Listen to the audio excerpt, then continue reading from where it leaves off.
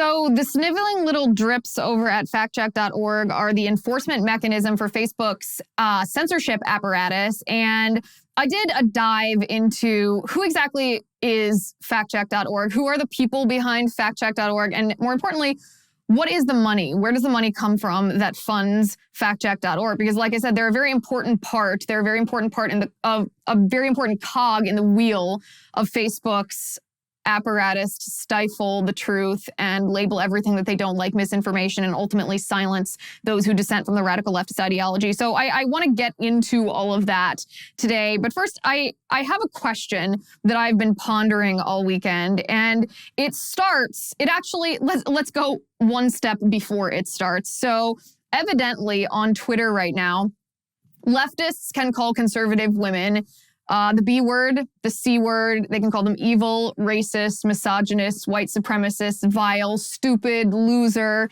all kinds of other nasty words that I don't even want to say. And according to Twitter's standards, this is okay. It's okay for these just absolutely vicious, grotesque insults and ad hominems to be hurled by leftists at conservative women. But the Babylon Bee, everybody's favorite satire website, makes me laugh on a daily basis.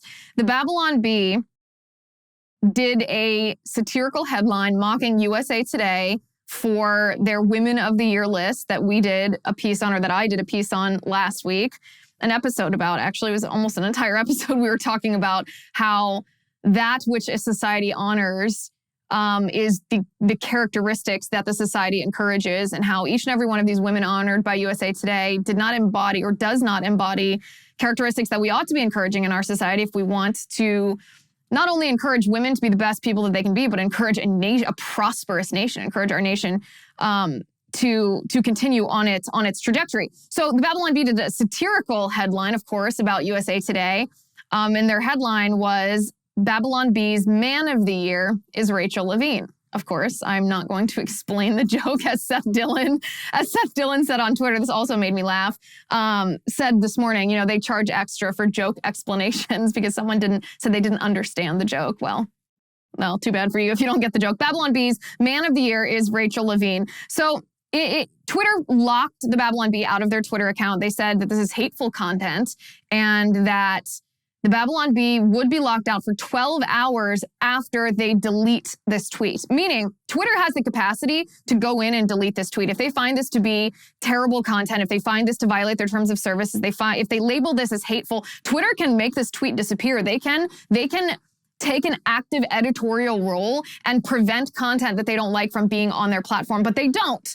And that would be bad enough, right, if they did that. They don't do that. They actively want to make Seth and his team over at the Babylon Bee, they want to make them do the censorship of themselves. They want to make Seth and his team commit this horrible ideological censorship against themselves. So Seth's not allowed to tweet from the Babylon Bee unless he himself essentially capitulates. If he admits that this is hateful, he accepts Twitter's scolding, this label from Twitter that he's being a bigot. He's not allowed to tweet from his account for 12 hours until after he, gets up, stands up on this pedestal and says, yep, Twitter, you were right. So I'm in seeing this all over Twitter, Babylon Bee's trending on Twitter as it should be. I thought to myself, where are the dads?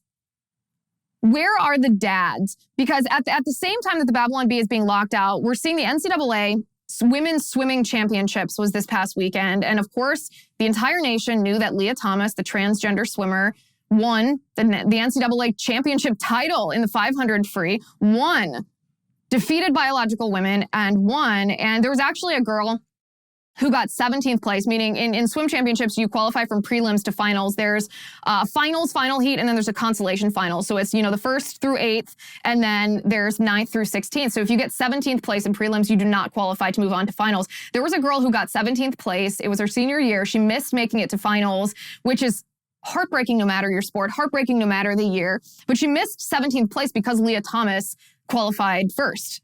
She missed making the finals because Leah Thomas stole that spot from her. So Leah Thomas is actively stealing opportunity, achievement, accomplishment, and records from biological women. And this girl who got 17th, she's a Hungarian swimmer. She actually spoke out and said, NCAA, this is unfair. This is, you should change this. Now, this girl did not go as far as I would have gone, because this girl said, she supports Leah Thomas and, doesn't want to be hateful and blah, blah, blah. So she's accepting the premise of the left while sort of contradicting the implications of the premise of the left. And I don't think you can have it both ways. You can't accept the premise of the left and also contradict the implications. You have to just contradict the premise of the left or debunk the premise of the left, because it's not built on anything. So we're seeing this on Twitter, and we're seeing this play out in our news media. And I thought to myself, where are the dads? Because these swimmers, I encourage these young swimmers to boycott this meet, even to boycott a single race where Leah Thomas is in this particular heat. You hear, take your mark, beep, and don't dive in the pool. Don't do your start. Just stop and make your statement. Because I understand. Let me interrupt myself. I understand why this is a scary thing to ask. This is a huge ask to put on these girls' shoulders. A huge ask. They're afraid. They're afraid of retaliation. They're afraid of the wokeness on their campus. They're afraid of being bullied by school administrators. They're afraid of being benched by their coach. They're afraid of losing their scholarship. They were afraid of not making the team, not making NCAAs. They were afraid of being penalized. They're afraid even of the repercussions after college. If their name is Googled when in a job application, is a potential employer going to disqualify them from a position based on the fact that they spoke out against the transgender agenda? They spoke out against Leah Thomas. Maybe they boycotted a meet. I understand all of this. I understand it's a huge burden to be putting on the shoulders of these young women. I just don't know how else we can solve this problem, how else we can stop this transgender train. Because if we don't draw a line in the sand and say, we're not going to allow Leah Thomas, born a biological male, from stealing this achievement and accomplishment from these young women, then the next Olympic Games, what are we going to have? A bunch of biological males who have rendered female athletes completely obsolete, these mediocre biological male athletes who then dominate female competitions. Once it happens, it's much more difficult to roll back than stopping it before it starts. And so I encouraged all these young women, do something. Very, very few people are able to look at their lives and say, you know what? I had a unique calling, a unique chance for my particular action to change the course of history. It is a calling when that happens to you. And it requires a sacrifice that's not easy. Of course, being at a pivotal moment of history, making a difficult decision requires sacrifice. But very few people are called to do that. And so I encourage these girls, dig deep. You know what it's like to dig deep. You're an athlete. You're a collegiate athlete. Dig deep and do this. But more importantly, I thought, where are the dads of these girls? Where are the fathers of these young women? How can they let their little girl, their daughter, be decimated by a biological man? How can they look at their little girl who's worked her entire swimming career to get to this point, and how can they just let this happen without speaking up, without speaking out? Where are the dads here? Where are the dads here? And all of this happening at the same time is not a coincidence. USA Today, including Rachel Levine on their list of Women of the Year, and Twitter not only locking the Babylon Bee out of their Twitter account, but the Texas Attorney General Ken Paxton also commented on Rachel Levine and said Rachel Levine is a man. And Twitter marked that tweet of Ken Paxton's as hateful. They said, because Ken Paxton is a public official, we still think it's in public interest to leave this tweet up, but we want to let you know that we think it's hateful. All of these things happened at the same time. And this is not a coincidence, because what governments and apparatuses like big tech that are tied into the ideological agenda of the administration that's currently in charge of our government, they only censor what they're afraid that you will hear. They only censor what they are afraid that you will know, what they are afraid you will recognize, or what will expose them. People who embrace reality and objective truth aren't afraid of you hearing dissenting viewpoints or of you hearing lies. They don't try to actively silence anybody who disagrees with them. And we can see this if we look around the world right now. Putin is silencing journalists, and Kim Jong-un is silencing all of his people, and Twitter and Facebook silenced the New York Post, and you and I, anybody who tried to share that link, about Hunter Biden's laptop story in the lead up to the 2020 election. And now we have big tech censoring any of us who dare to contradict the transgender ideology, who dare to say, listen, Leah Thomas is erasing biological women, and Rachel Levine is not a woman. Big tech is censoring all of this. And the only people that can save our nation from this at this point are the girls themselves and their dads and lukewarm people who aren't the 30% very leftist and 30% very right, these people that are very into politics. It's the lukewarm people everywhere who can save us from this by refusing to participate in a society defined by delusion and censorship. The two things have to come together. Censorship of truth and of science and of morality and of reality. A society defined right now by the erasure of women. So where are these dads?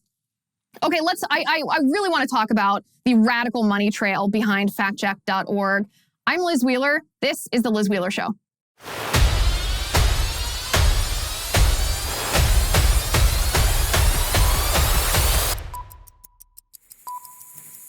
Is all this wokeness, all of this delusion making you nauseous? Well, you're not alone. There's no worse feeling than being nauseous. I get car sick, so I'm all too familiar with the feeling. If you have ever experienced nausea, you know how quickly your body can turn from comfortable to crisis mode.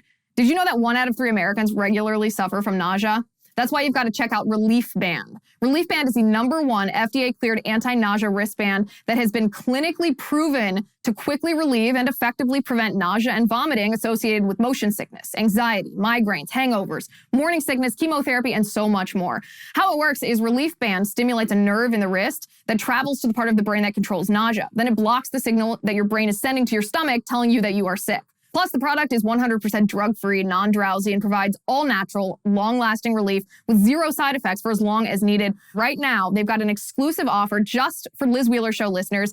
If you go to reliefband.com and use promo code Liz, you will receive 20% off plus free shipping and a no-questions-asked 30-day money-back guarantee. That's the best offer that you will find for Relief Band anywhere, but you have to use my promo code. So head to reliefband.com and use my promo code Liz, L-I-Z, for 20% off plus free shipping. That's reliefband.com, promo code Liz. So Facebook demonetized me again, which I know is not an exciting announcement here. This happens every couple months. Facebook decides that, I don't know, I'm too hateful or I spread disinformation or some other false accusation. And they use that as an excuse to prevent me from being able to monetize my content. And it's really annoying, but it's what I expect. So this happened to me this weekend, and it was because of a video. This is actually quite funny, I think. The video was from last week when I tongue-in-cheek asked on my show, where in the world is Dr. Anthony Fauci? The dude has disappeared in the face of all the media coverage about Russia invading Ukraine. Dr. Fauci has just dropped off the airwaves. And this, of course, is a figure of speech, right? And we all understood what I was saying. The point that I was making was that the media, who has used Fauci as their story for the last 2 years, suddenly has no interest in Fauci, and all of their interest is about Ukraine. So, like I said, we all understood this perfectly. I thought it was a funny point to make. Where in the world is Dr. Anthony Fauci? His great disappearing act, blah, blah, blah. And factcheck.org is the organization that apparently has 0 sense of humor, doesn't understand colloquial phraseology. They don't understand figures of speech. I don't know, they're acting like a robot that doesn't understand any kind of slang. It's not even slang. Well, anyway, they smacked a fact check on my episode on Facebook, and this fact check is what caused Facebook to demonetize my video. So you can see this on the screen. They put this is the notice they sent me. Liz Wheeler shared a video on March 9th. On March 17th, independent fact checkers reviewed the video and said it was missing context and could mislead people.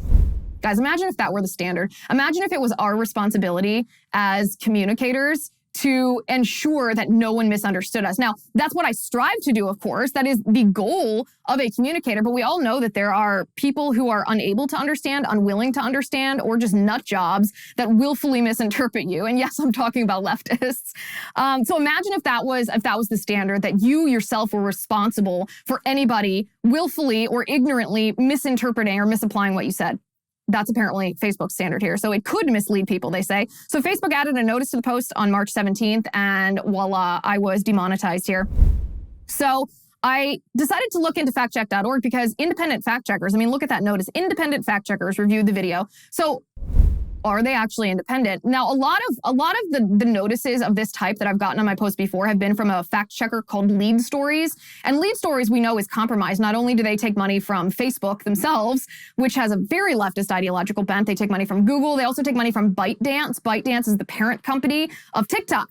ByteDance is tied to the Chinese Communist Party in China. So Lead Stories is obviously compromised, not just by domestic radical leftist agendas, but by international communist agendas. So factcheck.org, I thought, okay, so what's the deal with factcheck.org? Who are these people? And so I looked on their website, and they have a financial disclosure. They claim that they want transparency about where they get their funding. And their financial disclosure, this is for the second quarter of fiscal year 2022, the 3 months ending December 31st of 2021. And this is what they disclose regarding their finances. They say $149,523 from the Annenberg Foundation. Individual donors contributed $92,536. The Robert Wood Johnson Foundation contributed $63,418. Facebook, through a third-party fact-checking program, gave $27,505. Facebook, the National Association of Black Journalists Fact-Checking Fellowship Program, gave $17,472. Google gave $19,405, and the National Science Foundation gave $9,089. That's essentially where factcheck.org got their money for at least a 3-month period of time ending at the end of 2021. And I thought, okay, so again, that doesn't answer my question. Who is factcheck.org? So the Robert Wood Johnson Foundation, let's start there. The Robert Wood Johnson Foundation gave $63,418 to factcheck.org. Now, the Robert Wood Johnson Foundation bills themselves as a nonprofit, an organization that gives money, a charitable organization. But if you actually look at their ideology, the Robert Wood Johnson Foundation focuses on what they call healthcare philanthropy. But what that really means is they pushed Obamacare. They have pushed, ideologically, they have lobbied for government-run healthcare for decades, literally decades. They have partnered with the George Soros Open Society Foundation on different projects. And this is what I found interesting. Their pet project, the Robert Wood Johnson Foundation pet project, is combating childhood obesity. And I thought, oh, okay, well, there's something that we share. There are a lot of fat kids, and that's really unhealthy. That poses a threat to the safety of these children. Like, we should do something about that. We have an epidemic of obesity in our country. And, it's terrible when kids suffer from this too. The problem is the Robert Wood Johnson Foundation combats childhood obesity not through like diet and exercise and encouraging nuclear family units. No, they're trying to combat childhood obesity through government programs, obviously. Shocker, right? Government programs such as wider sidewalks. I'm not making that up. They actually want the government to make wider sidewalks, and they think that that'll change childhood obesity. Now, of course, who is the Robert Wood Johnson Foundation? The Robert Wood Johnson Foundation itself was started with a donation. It was started by the son of the founder of Johnson & Johnson. Yes, that Johnson & Johnson. You might remember that name because of the J&J COVID-19 vaccine. It was started by the son of the founder of Johnson & Johnson with a donation of $1 billion worth of stock in Johnson & Johnson. So the Robert Wood Johnson Foundation gave over $60,000 to factcheck.org just in the last quarter of 2021. This organization is not just a healthcare advocacy organization. No. This is a radically leftist apparatus here. And of course, we have Facebook and Google that gave money to factcheck.org. They claim that it has no bearing on the actions of factcheck.org, but I find that to be an absurd proposition. We all know that that's the definition of conflict of interest. When you are getting your funding from an interest that has an agenda, and you have an interest in maintaining your funding, of course you're going to consider the ideological interests and agenda of the person providing you the funding to keep you alive. That's just human nature. So Facebook and Google. Then the National Science Foundation. Okay, so what's the National Science Foundation? Even Wikipedia describes the National Science Foundation as follows. The National Science Foundation is an independent agency of the United States government. LOL. An independent agency of the United States government. There is no such thing. That supports fundamental research and education in all the non-medical fields of science and engineering. Its medical counterpart is the National Institutes of Health. So there is no such thing as an independent agency of the federal government. There are agencies that call themselves independent agencies, but they are agencies under the control of the executive branch of government, meaning they are under the control of the chief executive, just like the NIH. Fauci, the NIAID being a sub-agency of the NIH, just like the NIH is directed by the executive branch of government, so is the National Science Foundation. And what is the interest right now of the administration controlling our White House, the Biden administration? Of course, it is silencing dissenters. I mean, the White House has directly told Facebook to crack down on people who are asking questions or about COVID-19 and COVID-19 protocols, or dissenting from the Fauci narrative. So the National Science Foundation is not exactly just your science, unless, of course, you want to define science as Fauci. That's how he defines himself. Then, of course, we have the biggest donor to factcheck.org, the Annenberg Foundation. And before I get ahead of myself for a second, the factcheck.org was actually started at the University of Pennsylvania. It was created at the University of Pennsylvania from the Annenberg at the Annenberg Public Policy Center at the University of Pennsylvania. So the Annenberg Foundation is just highly tied into factcheck.org. In fact, the individual at the Annenberg Public Policy Center at the University of Pennsylvania who created factcheck.org is a former CNN reporter. So as you can see, the tangled web of ideologically leftist agenda here runs very, very deep. So the Annenberg Public Policy Center at the University of Pennsylvania created factcheck.org, and then the Annenberg Foundation itself gave over $150,000 or almost $150,000, $149,523 just in the last quarter of 2021 to factcheck.org. So the Annenberg Foundation, what is the ideological agenda of the Annenberg Foundation? Well, this pretty much says it all. The Annenberg Foundation receives grants from the Bill and Melinda Gates Foundation. Yeah, I read that, and even though I was personally annoyed that Facebook had not only fact-checked me, but demonetized me, I actually laughed because I thought these people don't even try to hide their agenda. They barely pretend that they are independent. They just say, oh yeah, I'm independent, ha ha ha. They're not even kind of independent. The Annenberg Foundation receives grants from the Bill and Melinda Gates Foundation. They are dedicated to environmentalism and, in their words, social justice. Now, some of the social justice organizations or causes that they support include the California Black Freedom Fund. What is the California Black Freedom Fund? It is a fund dedicated to what they call racial equity. Now, equity, of course, is just another word for discrimination. This is a list. This is not a complete list. This is just a few of the places that the Annenberg Foundation has given substantial sums of money. And of course, where you give your money demonstrates and illustrates where your values are because you donate to places that share your values. These are places that the Annenberg Foundation has given substantial sums of money. The American Civil Liberties Union, the ACLU, the Center for Reproductive Rights, a very pro-abortion legal group, the Coalition for Humane Immigrant Rights of Los Angeles. Now, this is a euphemistic title. Of course, we all support treating any person humanely, whether or not they are a citizen of the United States. But the Coalition for Humane Immigrant Rights of Los Angeles is a far leftist organization that supports amnesty. They are against ICE. They're against Border Patrol. They're essentially against national sovereignty and borders.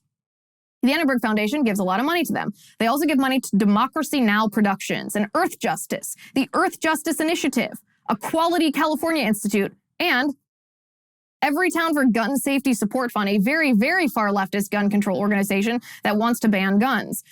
The Annenberg Foundation also gives to the NAACP Legal Defense and Educational Fund, NARAL Pro-Choice America Foundation, Planned Parenthood Federation for America, Planned Parenthood Los Angeles, all very leftist organizations in the business of abortion. They profit off of the blood money of children. And then the Sierra Club Foundation and Texas Environmental Justice Advocacy Services. So the Annenberg Foundation, it's very clear what their ideological agenda is. They're extremely far to the left. They are climate change criers. They are pro-abortion. They are anti-gun. They use race. They're essentially race Marxists.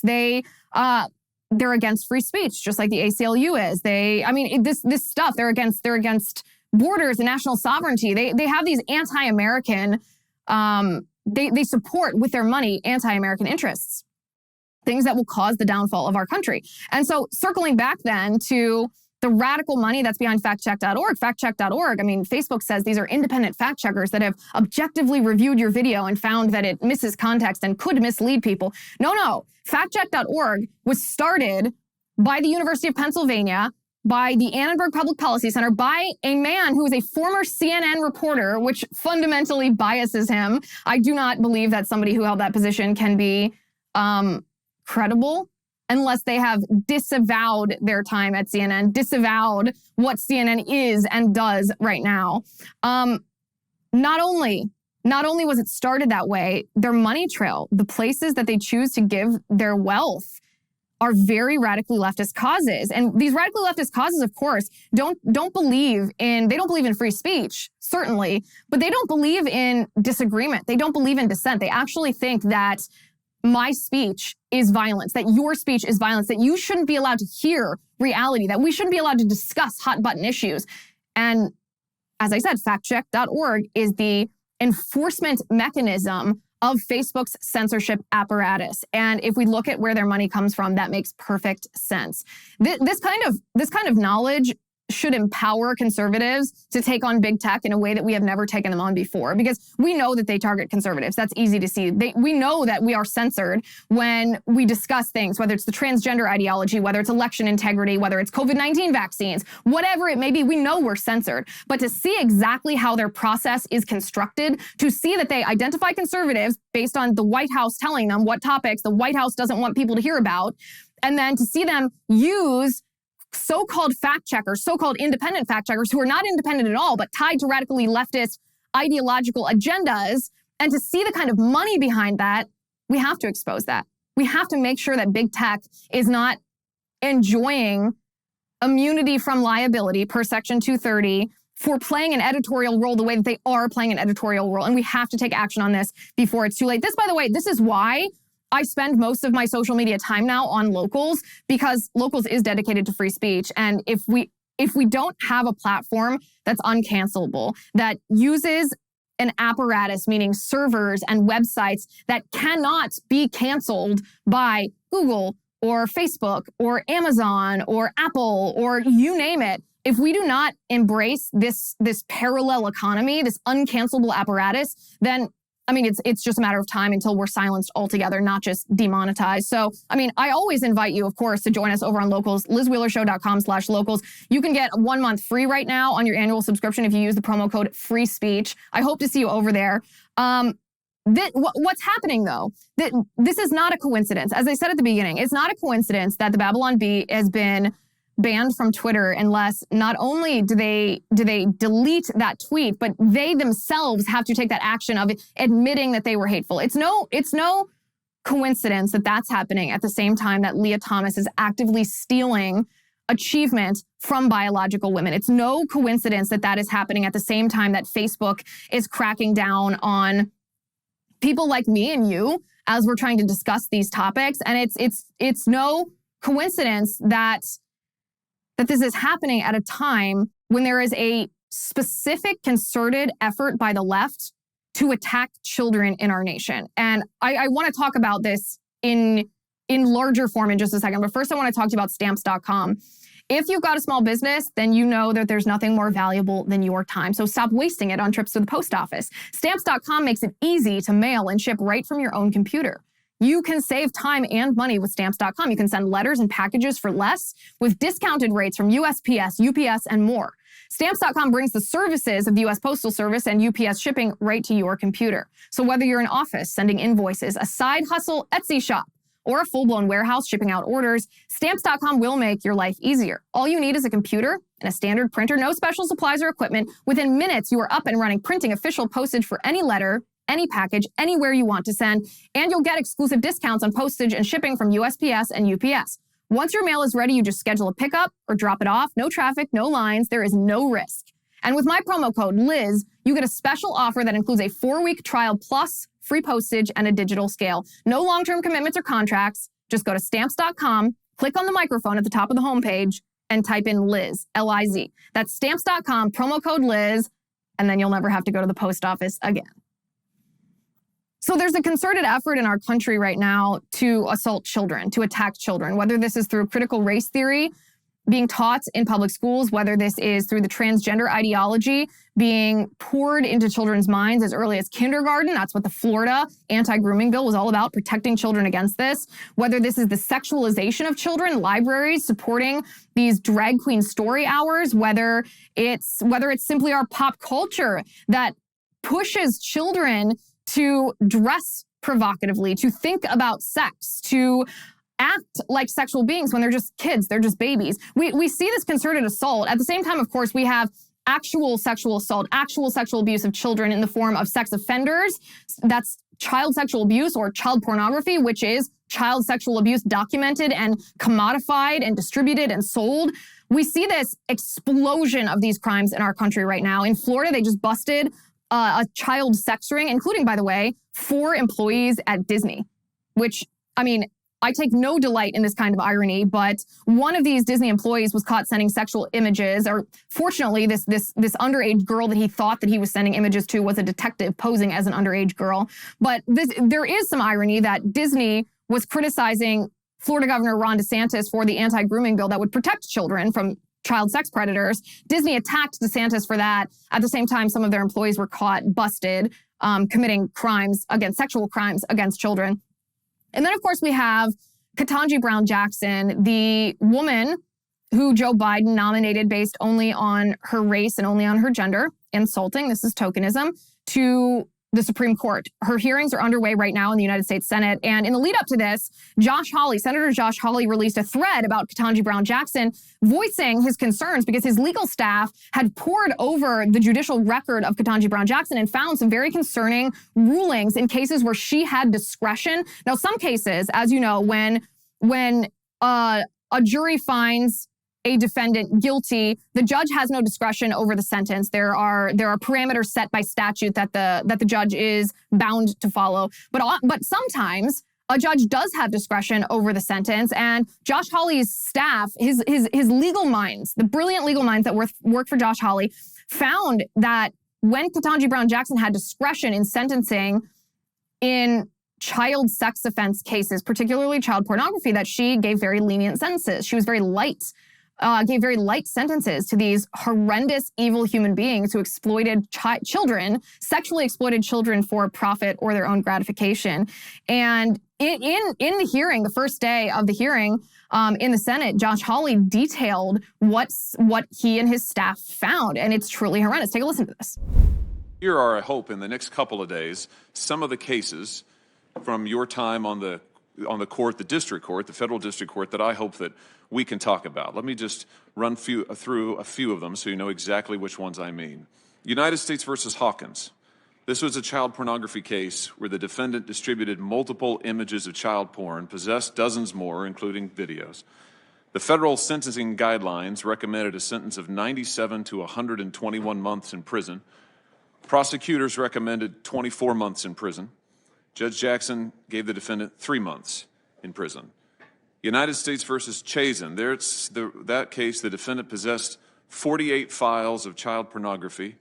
The federal guidelines recommended 78 to 97 months in prison. The prosecutor recommended the same. Judge Jackson sentenced him to 28 months. United States versus Cooper. There, the defendant possessed dozens of images of child pornography and distributed dozens of images of child pornography, possessed over 600. The federal guidelines recommended 151 to 188 months in prison. That's a long time. The prosecutor recommended 72 months. Judge Jackson gave the defendant 60 months, which was the lowest sentence permitted by the law. United States versus Down, that's a case where the defendant distributed 33 graphic images and videos of child sexual assault to an anonymous messaging app, unfortunately a practice that's becoming more common. The federal guidelines recommended 70 to 87 months in prison.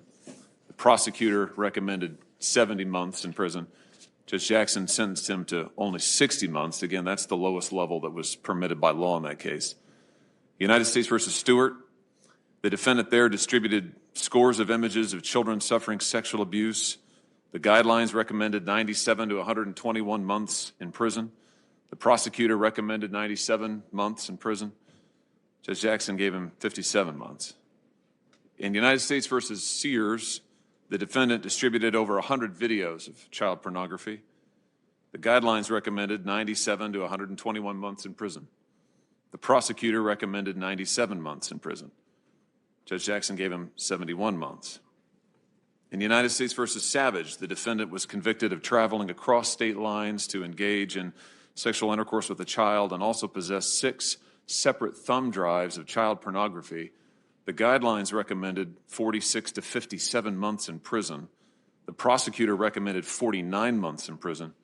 Judge Jackson sentenced him to 37 months in prison. Now, those are 7 cases that represent, as near as we can tell, all of Judge Jackson's cases dealing with child pornography from her time on the district court, in which she had some discretion to hand down a sentence. There's some other cases in which she didn't have any discretion. The law bound the sentence that she had to give. And what concerns me, and I've been very candid about this, is that in every case, in each of these 7, Judge Jackson handed down a lenient sentence that was below what the federal guidelines recommended and below what prosecutors requested. And so I think there's a lot to talk about there, and I look forward to talking about it. Now, I will note that some have said that the federal sentencing guidelines are too harsh on child sex crimes, especially child pornography. I've heard that argument a lot in recent days.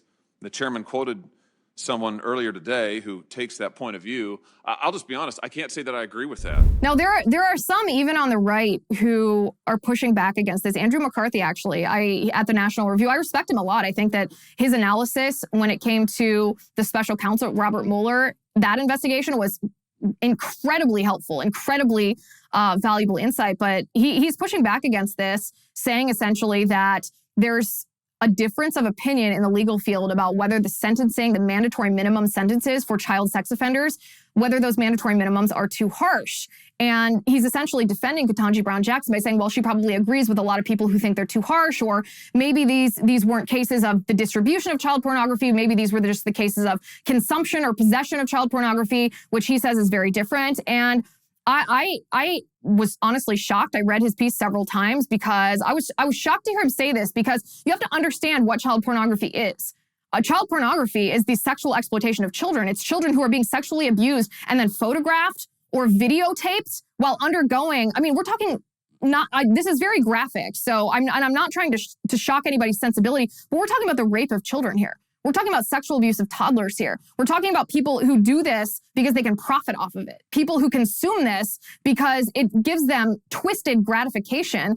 And there's been an explosion in the numbers of consumers and the distribution of child pornography, the sale of child pornography in our nation. I don't understand anybody who can argue that these sentences are too lenient. These sentences are so light that these people who've sexually exploited children are going to be back on our streets in the matter of years.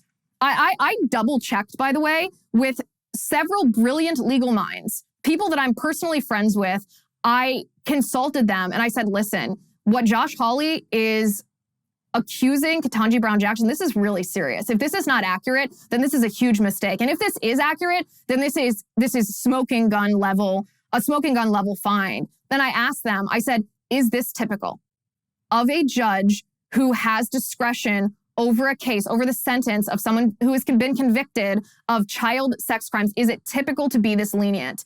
And over again, the answer that I got was no. This is not typical.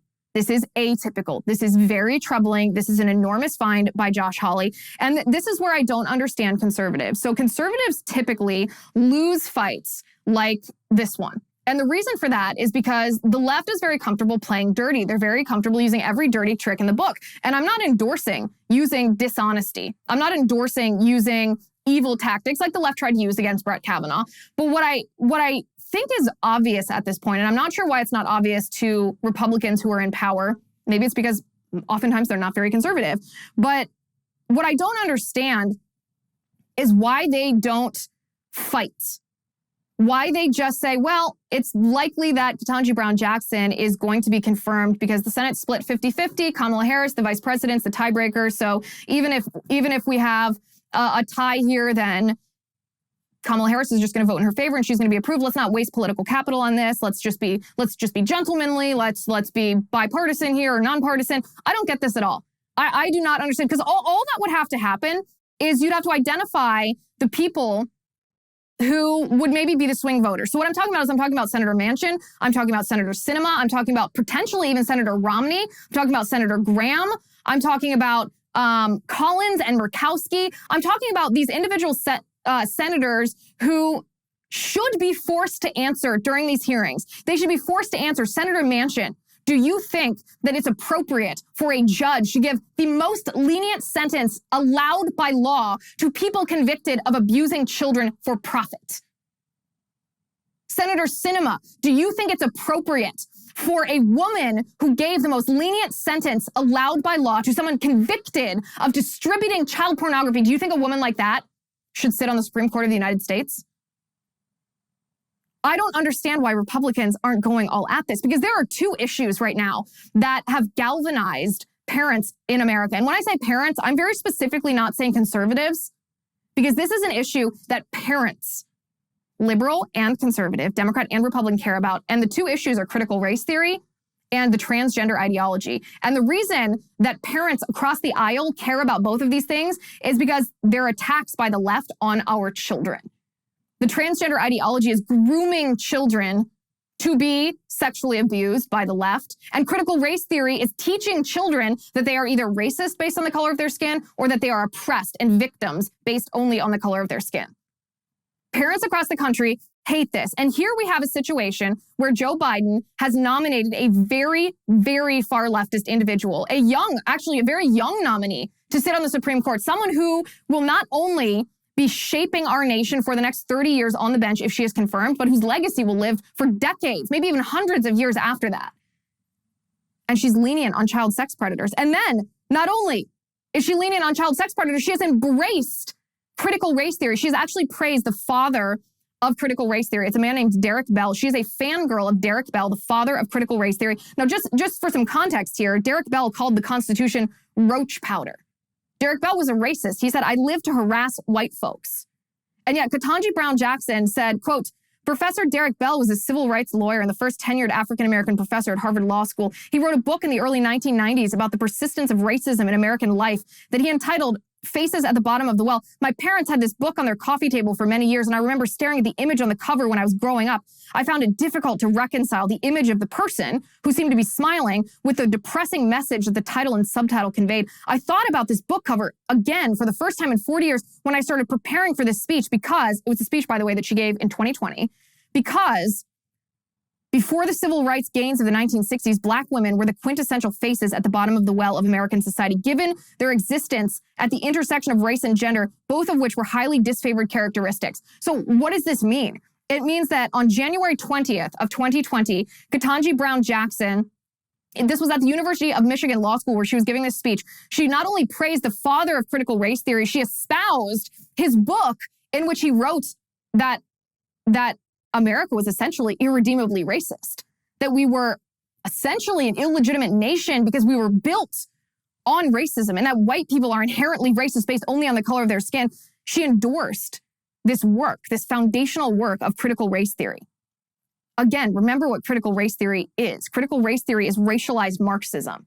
It is Marxism, the idea that capitalism and the free market and individual rights are completely bogus, that we should be living in this communist society instead, but that in order to shift our society from where we are to Marxism, we have to have this vanguard, and that because the workers aren't going to rebel like Karl Marx wanted, we have to have another vanguard, and that the best way to do that is to divide America by race, blacks against whites.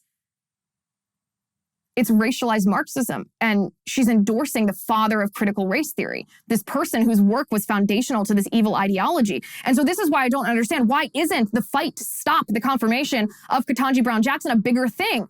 How can Susan Collins, the senator from Maine, sit there and say nothing? How are her colleagues in the Senate not saying, "Senator Collins, do you think that critical race theory is a racist ideology? Yes or no?"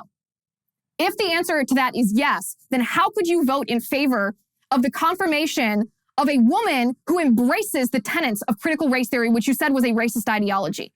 And if your answer is no, that you don't think critical race theory is a racist ideology, then please let us, the voters, know so that we can vote you out, because that is exactly what will happen. Every single one of these senators, Susan Collins, Murkowski, Manchin, Romney, Sinema, Lindsey Graham, these people should be forced to answer the two questions. Is it appropriate for a federal judge to give the most lenient sentence allowed by law to child sex predators, people who abuse children sexually and then profit from it? And do you believe that critical race theory is a racist ideology? And if so, how could you vote in favor of confirming a woman who espouses that racist ideology to the Supreme Court of the United States of America? I don't understand why this isn't a bigger deal, because this woman, really whoever, but this woman, if she's confirmed, she will be writing her ideology into the laws of our land for the next 30 years, and her legacy will live beyond that. This will shape our country for generations to come. And yet Republicans, they just shrug. We're not going to waste political capital. This confirmation is going to happen. This is a terrible, terrible mistake. This is why conservatives lose, because conservatives don't fight to the death. We don't fight if we don't think it's an easy fight. But we should, because as I said, the epidemic of attacks against our children is not just intangible. Child pornography is not intangible. In fact, I want to talk about a recent study from the National Association to Protect Children regarding offenders who either distributed or just possessed child pornography in just a second. But first, I want to talk to you about Beam Organics. Did you know that poor sleep can cause weight gain, mood issues, poor mental health, and lower productivity? And did you know that sleeping less than 6 to 7 hours per night is linked to reduced white blood cell count? Yeah, white blood cells. Now, not many people realize this, but having a consistent nighttime routine is so important to prevent these things. A better tomorrow starts tonight. So I want to introduce you Beam Dream. Beam is the world's most innovative functional wellness brand with unique products from everything from sleep to recovery. And today, you, my listeners and viewers, get a special discount available for Beam's sleep product. It's called Dream Powder. It's their best-selling healthy hot cocoa. It contains natural sleep-promoting premium ingredients, triple lab tested, no THC, and you wake up refreshed. In fact, 98% of people surveyed fall asleep faster when taking Beam Dream, and 99% of people experience better sleep quality. You just mix Beam Dream into hot water or milk, you stir it, and then you enjoy it 30 minutes before bedtime. And if you don't love it, then you get your money back guaranteed. For a limited time, get $20 off when you go to beamorganics.com/Liz and use my promo code Liz at checkout. That's BEAMorganics.com/Liz and use code Liz for $20 off at checkout. So there's this idea, I think, that people who consume child pornography are participating in a victimless crime, and nothing could be further from the truth for two reasons. One being that in order for there to be a market for child pornography, there has to be a demand for child pornography. So those who consume it provide an essential part of the market for child pornography. They provide a demand. Without the demand, there would be nobody who would be a supplier, nobody who would be a producer of child pornography, no one who would be doing the in-person abuse of the child in order to sell it to the consumers. So anybody who's consuming child pornography is actively participating in the abuse, the sexual abuse of these little children. That's the first thing. The second thing is that there's an intangible quality to the consumption of pornography because it's behind the computer screen, it's on the cell phone screen. It's not an in-person crime. And so there's a moral trench that people dig between themselves and the atrocity that is happening that they are watching on the screen. They justify this by saying, well, women that participate in pornography are doing it of their own free will. This is their body. They've consented to this. Or with children, they say, well, I'm not the one that's abusing this child. Like, it's just out there. I'm just looking at it. So there's this moral trench that they dig between themselves and the offense that they're committing. And what's worse is that society digs this moral trench for them. It's not just the offenders themselves justifying their depravity. It is society in general that does this as well. Well, this is actually false.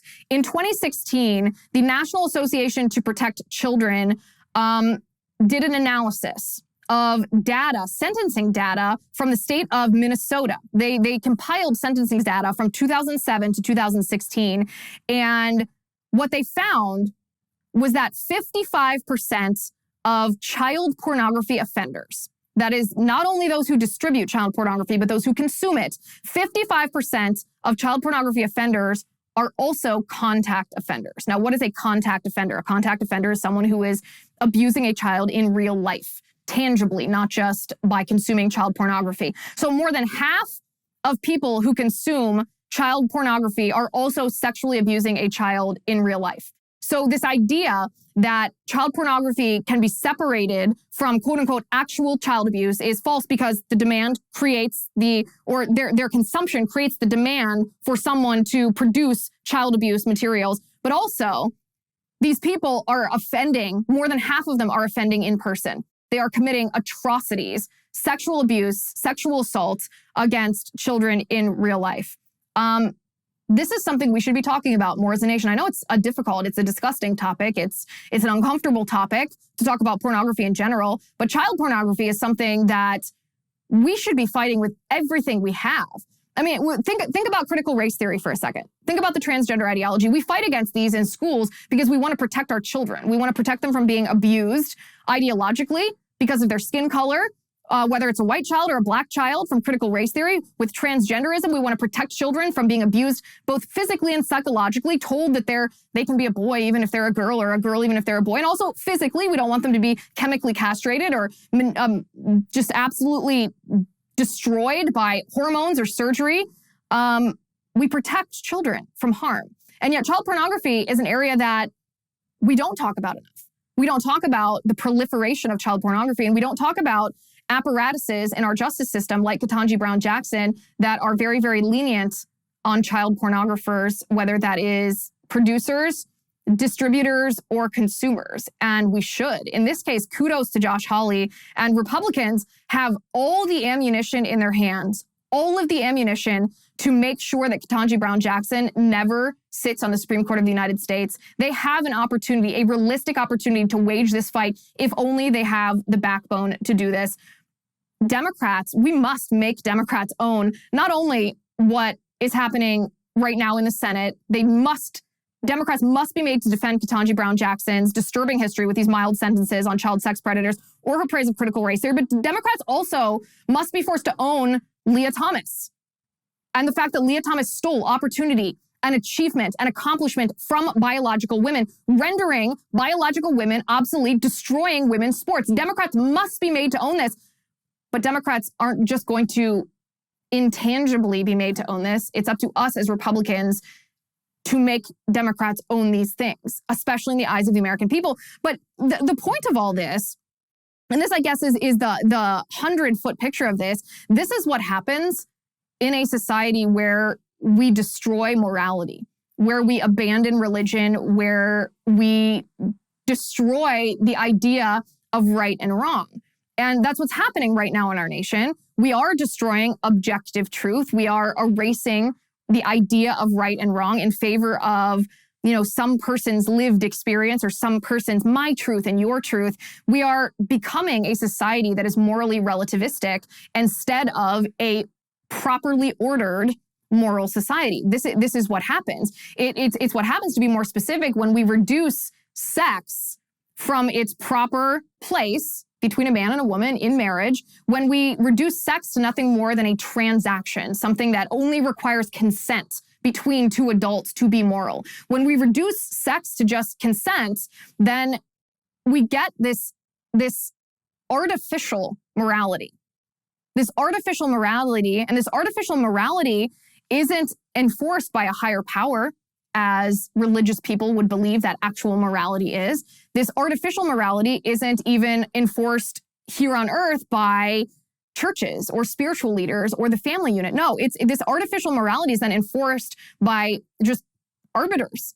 They call themselves the arbiters of truth, maybe even fact checkers. And these people make rules not based on intrinsic values, not based on objective truth, not based on, biblically given or God created right and wrong. They make rules based on what offends them, what triggers them, or perhaps what impedes their own political agenda, their agenda for power and for wealth. And so this is downstream what happens when we allow a nation to become a morally relativistic nation versus a properly ordered moral nation. So when I talk about the culture war day in and day out, when I discuss religion on a regular basis, even with people who don't share my exact religious views, it's because our nation cannot continue down this path and expect to prosper. We cannot continue as a nation. Our nation will fall if we allow ourselves to become a fully morally relativistic nation versus a nation that relies on objective truth, reality, and an objective definition of right and wrong and how that impacts our actions and our laws. And it's up to us to make sure that our nation does not devolve into something beyond the point of no return. Thank you for watching today. Thank you for listening. I'm Liz Wheeler. This is The Liz Wheeler Show. The Liz Wheeler Show is produced by Jonathan Hay, executive producer Chad Abbott, director of photography Kevin McRoberts, editor Alejandro Figueroa, sound mixer Robin Fenderson, director of marketing Emily Washler, production and talent coordinator Matt Toffler, and senior publicist Patricia Jackson. This has been a Soundfront production.